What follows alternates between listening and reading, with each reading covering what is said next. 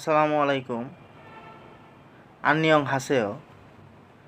আপনাদের সকলকে স্বাগতম কোরিয়ান ভাষার দ্বিতীয় ক্লাসে। আমি মোহাম্মদ তরিকুল ইসলাম। আজ আমরা শিখব কোরিয়ান ভাষার ব্যঞ্জনবর্ণ। আমরা গত ক্লাসে কোরিয়ান ভাষার স্বরবর্ণগুলো শিখেছিলাম। তো আশা করি স্বরবর্ণগুলো সকলের মনে আছে। আমরা স্বরবর্ণগুলো আরেকবার দেখব ইনশাল্লাহ।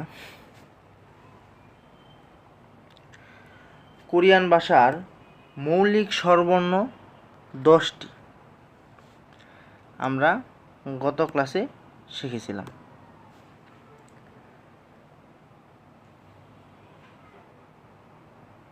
সবার প্রথম যে বর্ণটি আছে আ,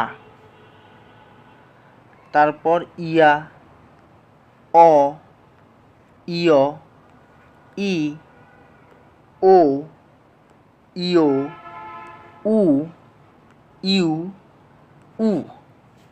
তো এই 10টি স্বরবর্ণ আমরা গত ক্লাসে শিখেছিলাম।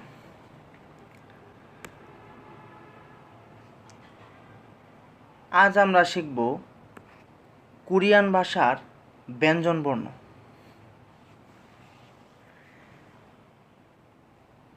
কোরিয়ান ভাষার ব্যঞ্জনবর্ণগুলোকে কোরিয়ান ভাষায় বলা হয় জাউম।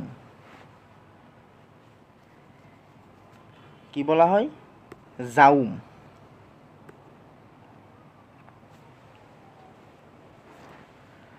কোরিয়ান ভাষায় মোট 14টি ব্যঞ্জনবর্ণ রয়েছে।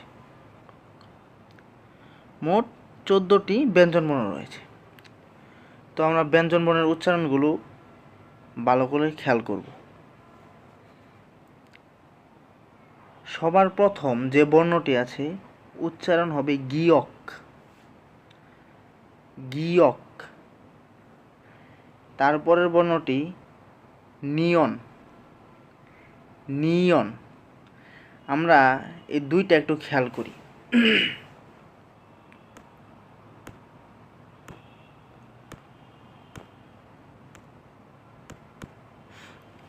গিয়ক যে বর্ণটি রয়েছে আর নিয়ন যে বর্ণটি রয়েছে, আপনারা খেয়াল করেন যে নিয়ন এটা এল। আমরা ইংরেজিতে যে এল শিখেছি এল এর মতো, এটার উচ্চারণ হবে নিয়ন। আর এলটাকে যখন আমরা উল্টোভাবে লিখব, এইভাবে উচ্চারণ হবে গিয়ক। উচ্চারণ হবে কি? গিয়ক। তো আমরা এল দ্বারা দুইটি বর্ণ শিখলাম, গিয়ক, নিয়ন। তারপরে যে বর্ণটি আছে উচ্চারণ হবে দ্বিগত। দ্বিগত। তারপরে আছে রিয়ল। রিয়লটা অনেকটা ডিজিটাল 2-এর মতো। আমরা ডিজিটাল ঘড়িতে দেখছি 2 আছে, ওই সেম 2-এর মতো। রিয়ল। উচ্চারণ হবে কি? রিয়ল। তারপরে আছে মিয়ম। মিয়ম চতুর্ভুজ। চতুর্ভুজের মতো, এটা হচ্ছে মিয়ম। মিয়ম। তারপরে আছে বিয়প। আমরা যদি চতুর্ভুজের উপরের দিক, আমরা একটা চতুর্ভুজ আঁকলাম, এটা একটা চতুর্ভুজ। তো চতুর্ভুজের উপরে আমরা দুইটা টান দিব, এটার উচ্চারণ হবে বিয়প। উচ্চারণ হবে বিয়প। তারপরের বর্ণটি হচ্ছে শিয়ত। শিয়ত। তারপরটা হচ্ছে জিরো। এটা হচ্ছে ইয়ং, যেটা শূন্যর মতো দেখতে, এটার উচ্চারণ হবে ইয়ং। তারপরটা হচ্ছে জিয়ত। জিয়ত। আপনারা খেয়াল করেন শিয়ত, শিয়ত, জিয়ত, সিয়ত, এই তিনটা অনেকটাই কাছাকাছি।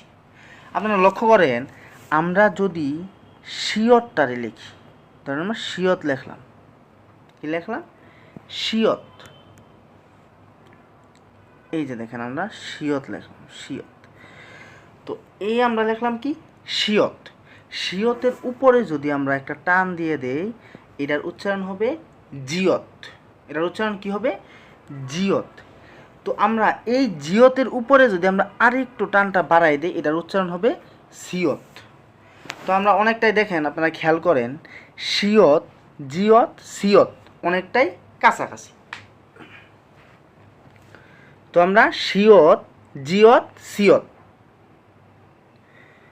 তারপরে আমরা দেখি খিয়ক।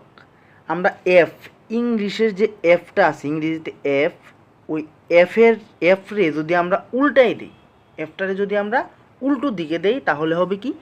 খিয়ক, খিয়ক। তারপরে দেখেন ই, এই যে ই, দেখতে কি ই, এই ইটা হচ্ছে থিয়ত, এটা হচ্ছে কি? থিয়ত। তারপরে হচ্ছে ফিয়ক। তারপরে যে বর্ণটি আছে এটা হচ্ছে ফিয়প। তারপরে সর্বশেষ যে বর্ণটি আছে এটা হচ্ছে হিয়ত। এটা কি উচ্চারণ হবে? হিয়ত।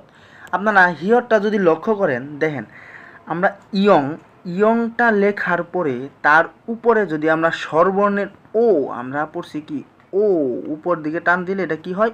ও। আমরা যদি ইয়ংয়ের উপরে ওটা লাগাই দিই, তাহলে এটার উচ্চারণ হবে কি? হিয়ত। এটার উচ্চারণ কি হবে? হিয়ত।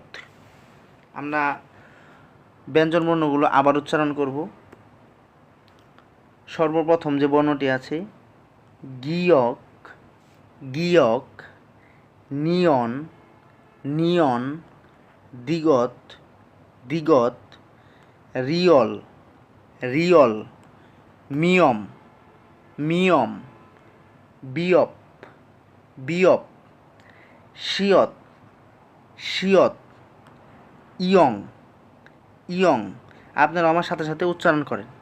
ইয়ং, জিয়ত, জিয়ত, সিয়ত, সিয়ত, খিয়ক, খিয়ক, থিয়ত, থিয়ত, ফিয়প, ফিয়প, হিয়ত, হিয়ত। আশা করি আপনারা ব্যঞ্জন বর্ণগুলো ভালোভাবে বুঝতে পেরেছেন। ইনশাল্লাহ আমরা আগামী ক্লাসে কিভাবে শব্দ গঠন করে স্বরবর্ণ এবং ব্যঞ্জনবর্ণ দিয়ে আমরা তা শিখব।